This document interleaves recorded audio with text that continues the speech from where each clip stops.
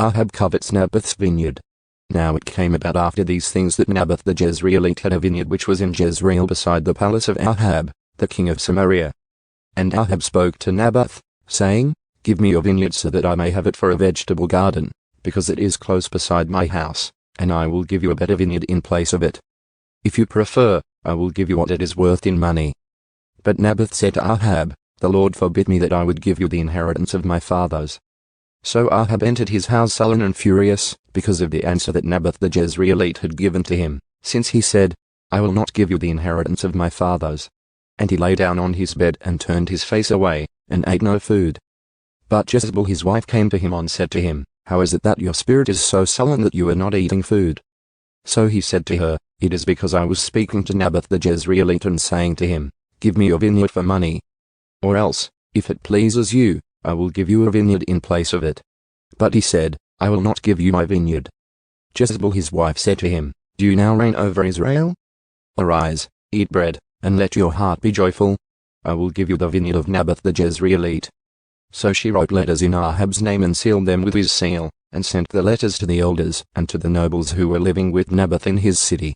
Now she had written in the letters, saying, Proclaim a fast and seat Naboth at the head of the people. And seat 2 worthless men opposite him, and have them testify against him, saying, You curse God and the king. Then take him out and stone him to death. Jezebel's plot.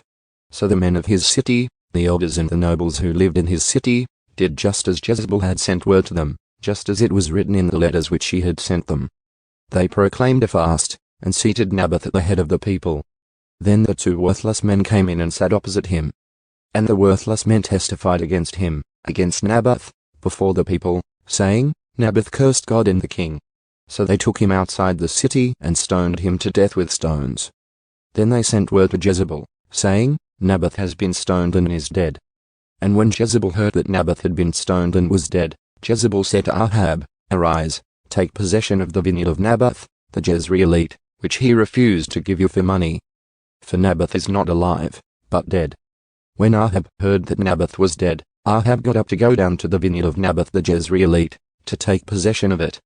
Then the word of the Lord came to Elijah the Tishbite, saying, Arise, go down to meet Ahab king of Israel, who is in Samaria. Behold, he is in the vineyard of Naboth, where he has gone down to take possession of it. And you shall speak to him, saying, This is what the Lord says, Have you murdered and also taken possession?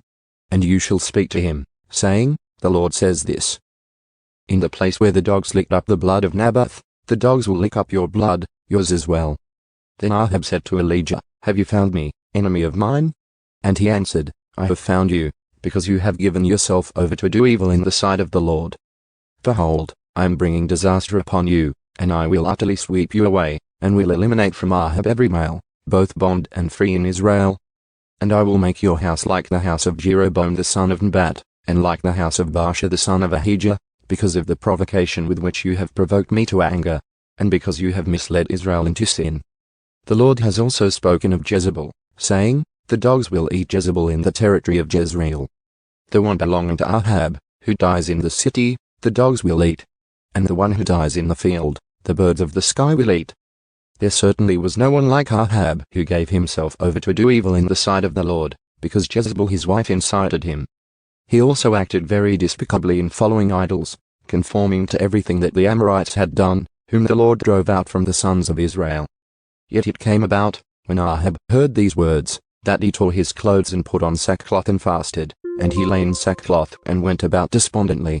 Then the word of the Lord came to Elijah the Tishbite, saying, Do you see how Ahab has humbled himself before me? Because he has humbled himself before me, I will not bring the disaster in his days. I will bring the disaster upon his house in his son's days.